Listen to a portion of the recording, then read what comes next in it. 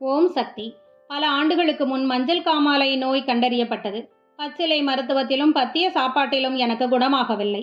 குடும்ப டாக்டரிடம் சென்று வாரம் 2 முறை குளுக்கோஸ் ஏற்றிக்கொள்வேன். பசியின்மை ஏற்பட்டு இளநீர், பழச்சாறு, குளுக்கோஸ் மட்டுமே குடிக்க முடிந்தது. சாப்பிட முடியவில்லை.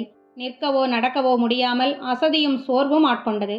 ஆலய விழாக்களில் தவறாமல் கலந்து கொள்ளும் எனக்கு ஆடிப்புற விழாவில் கலந்து கொள்ள உடல் இடம் தரவில்லை. வழக்கமாக குளுக்கோஸ் ஏற்றிக்கொள்ளும் குடும்ப டாக்டரிடம் சென்றபோது 1½ மாதத்திற்கு மேலாக காமாலை குறையாமல் இருப்பதற்கு வயிற்றில் கல் ஏதாவது இருக்கலாம் என கூறி ஸ்கேன் எடுத்தபோது பித்தப்பையில் கற்கள் இருப்பது உறுதி செய்யப்பட்டு உடனே தாமதிக்காமல் அறுவை சிகிச்சை செய்ய அறிவுறுத்தப்பட்டது. எனது குடும்ப டாக்டர் இன்னொரு பெரிய டாக்டரிடம் அப்பாயின்மெண்ட் வாங்கி என்னை அழைத்து சென்றார். அங்கு பல பரிசோதனைகளுக்கு பிறகு பெரிய டாக்டர், உங்களுக்கு சர்ஜிக்கல் ஜாண்டிஸ் உள்ளது. பித்தப்பையில் 3 பெரிய கற்களும் 5 சிறிய கற்களும் உள்ளன. ஓப்பன் சர்ஜரி செய்துதான் எடுக்க வேண்டும், தாமதிக்க வேண்டாம் என்றார். 75,000ம் 3 மாத ஓய்வும் தேவைப்படும் என்றார். ஜாண்டிஸ் குறையாததற்கு பித்தப்பை கற்களே காரணம் எனவும் கூறினார். அருள் திரு பங்காரம்மாவை கேட்காமல் எந்த காரியமும் நாங்கள் செய்தது இல்லை. விடிந்தால் எனக்கு ஆபரேஷன். நானோ, தாயே, ஆபரேஷன் செய்தால் நன்மையா தீமையா? எங்கள் அறிவுக்கு எதுவும் எட்டவில்லை. எங்கள் குடும்ப சூழ்நிலை உனக்கு தெரியும். எது நன்மையோ அது உன்னருளால் நடக்கட்டும் என்று கண்ணீர் மல்க வேண்டியபடி தூங்கிவிட்டேன்.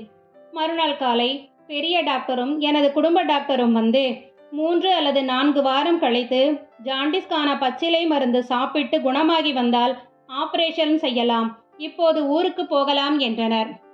இந்த மாற்றத்தை நடத்தியது அம்மாதான்.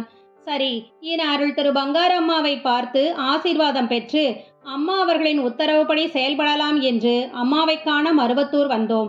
அருட்கூடத்தில் எனது சகோதரர் அம்மாவிடம் எனது தம்பிக்கு மஞ்சள் காமாலை வந்து குணமாகாமல் என்று சொல்லும் போதே அம்மா அவர்கள் சைகையால் இன்று மௌனம், 7 நாட்கள் கழித்து வந்தால் நானே சொல்கிறேன் என்று உத்தரவிட்டார்கள். எனக்கோ டாக்டர்கள் ஆபரேஷன் என்று சொல்லி வேண்டாம் என்று விட்டார்கள். இங்கு அம்மாவும் ஏதாவது சொல்வார்கள் என பார்த்தால் 7 நாட்கள் கழித்து வரச் சொல்கிறார்கள். நான் பிழைப்பது கஷ்டம்தான் போல என மனவேதனையுடன் வெளியே வந்தேன். அடுத்த 15 நிமிடங்களில் எனக்கு பழச்சாறு கொடுக்க குடும்பத்தினர் என்னை தேடுகின்றனர். என்னையும் அறியாமல் அன்னதான வரிசையில் சென்று சாம்பார் சாதம் பெற்று விருப்பத்துடன் சாப்பிட்டு கொண்டிருக்கிறேன். அன்று வரை திட உணவு சாப்பிடாத நான் அன்று சாம்பார் சாதம் சாப்பிட்டவுடன் உயிர் பிழைத்து விடுவேன் என்ற நம்பிக்கை பெற்றேன். அதன் பின் மோர் சாதம் சாப்பிட்டு கொண்டே உடல்நிலையில் காமாலை குறைந்து வருவதை அறிந்தேன். 7 நாட்கள் கழித்து அம்மாவை பார்த்தபோது, அம்மா இப்போ காமாலை குறைந்துள்ளது என்றதுமே அம்மா அவர்கள், என்ன சார், டாக்டர்கள் ஆபரேஷன் செய்யணும்னு சொல்றாங்களா? அதெல்லாம் வேண்டாம் சார், தொண்டு செய்கிறவங்களை அம்மா பார்த்துக்கும். எலுமிச்சை, துளசி, வெள்ளைப்பூண்டு, முள்ளங்கி இவைகளின் சாறுகளை தனித்தனியாக எடுத்து சம அளவில் கலந்து மூலமந்திரம் சொல்லி வாரத்தில் 3 முறை குடித்து வா. குருவாரத்தில் ஆரம்பி. அங்க பிரதட்சணம் செய். இதை பலமுறை சாப்பிட்டுவிட்டு ஸ்கேன் எடுத்துப்பார் என்றார்கள். அம்மாவின் அருளாணைப்படி உட்கொண்டு பலமுறை சாப்பிட்ட பின் அம்மாவை பார்த்தபோது இன்னும் 5 அல்லது 6 முறை சாப்பிட்டுவிட்டு ஸ்கேன் எடு என்றார்கள். உடல்நிலையிலும் நல்ல மாற்றம் ஏற்பட்டு வந்தது. பின் ஸ்கேன் எடுத்தபோது 8 கற்களும் கரைந்திருப்பது கண்டு ஆனந்த கண்ணீர் வடித்தோம். குரு வாழ்க, பங்காரம்மா வாழ்க. ஓம் சக்தி.